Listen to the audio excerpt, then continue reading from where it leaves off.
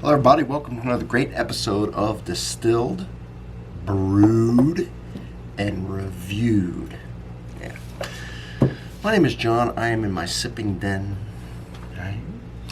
And I review everything that has anything to do with alcohol. And I do a famous Sunday morning coffee review. I am a one-stop shop, right? Adjust this here. So, I do everything, and there's no need to go anywhere else. I challenge you to look at my playlists. My playlist is up to date. It's in mint condition. It's easy to, has everything broken down that I do. And not only are you going to find your favorite beverages, right? Your favorite alcohol beverages and your favorite coffees. But and then you click on the list and look at all the reviews of your stuff. I'm telling you right now, you are going to be amazed. You come back to the comments, tell me what you think of that playlist. Tell me how many categories you clicked on because you were fascinated by it, because you didn't realize it even existed. Check it out.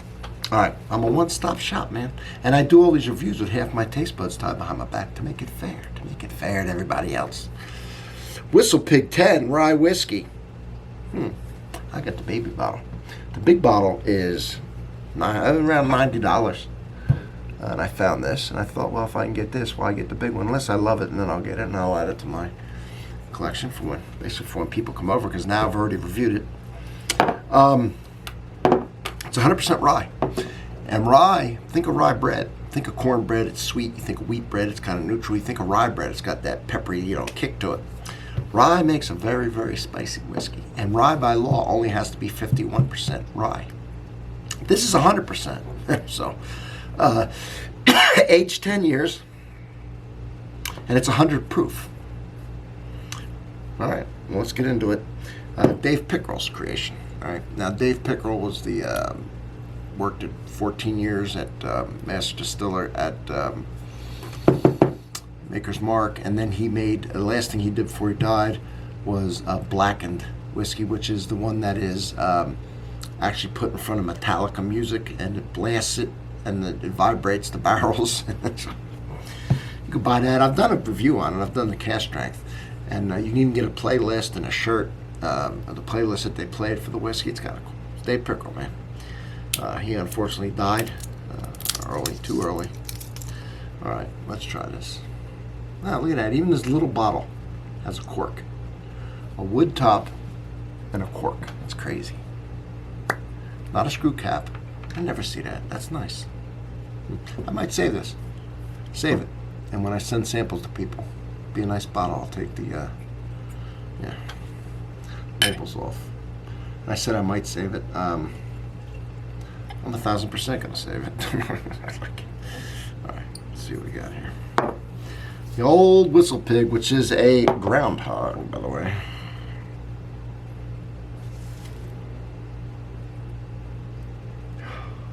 And I've had a lot of MGP in Indiana when they have a 95 rye and a 5% malted barley. So this is 100% rye.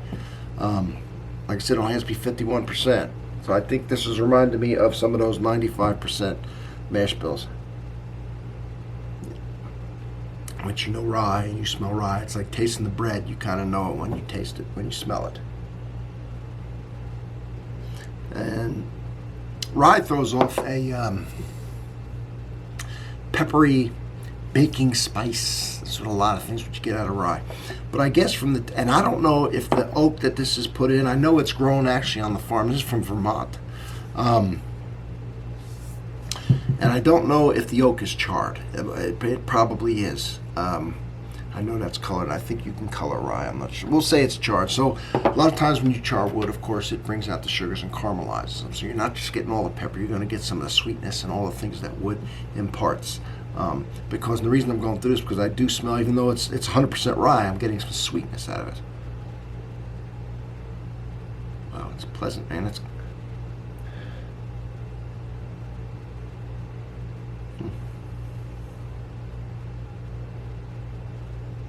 orange honey.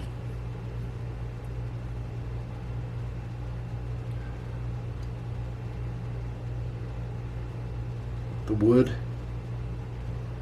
touch of smoke. There's more.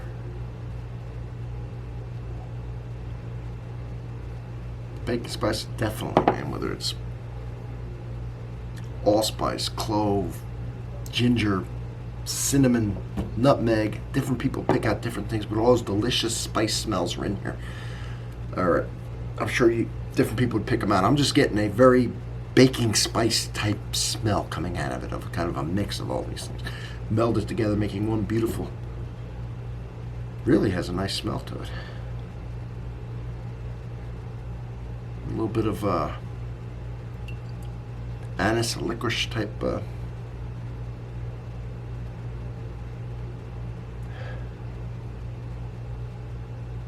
Vanilla.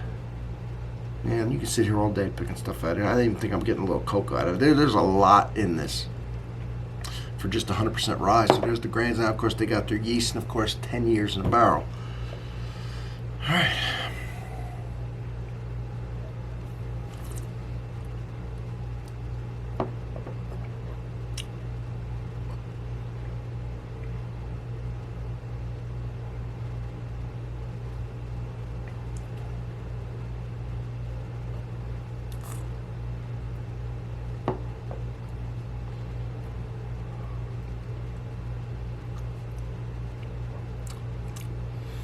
It's got a nice oak to it, not overbearing, but it's imparted a nice oaky, vanilla-y, wood, cedary type flavor. Vanilla from the oak, a cedar type smell, which the cedar could be kind of like with the cinnamon and the nutmeg type baking spices.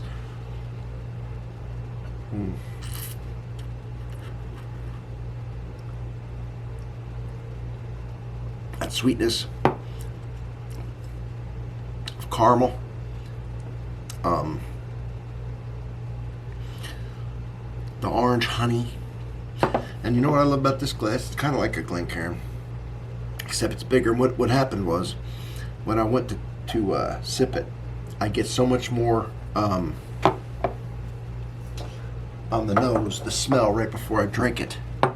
This is like your typical Glencairn, and this just gives me so much more on the nose. I really like this glass. It's kind of like a Glencairn without a stem. It's just bigger, and if you wanted to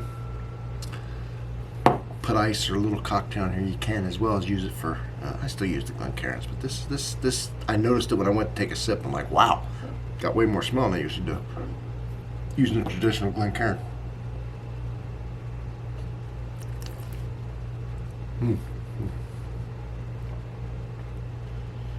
Not a ton of heat from the 100 proof, at least not to me. Before I run out, let me try some water in here. Just the slightest bit. Let me see, I don't have much in here. So.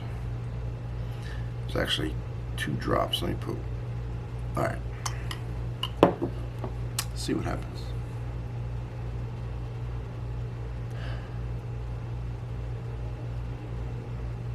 It's taken down some of the smells, but it has. It's like it took some of the others away and allowed the sweetness to come up more, or it enhanced the sweetness. We get like an overwhelming sweetness now, a vanilla sweetness.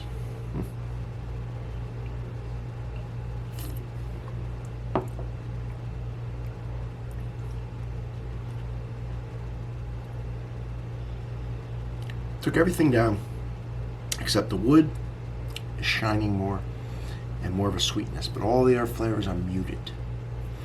I do like it better right out of the 100 proof. No water, no ice.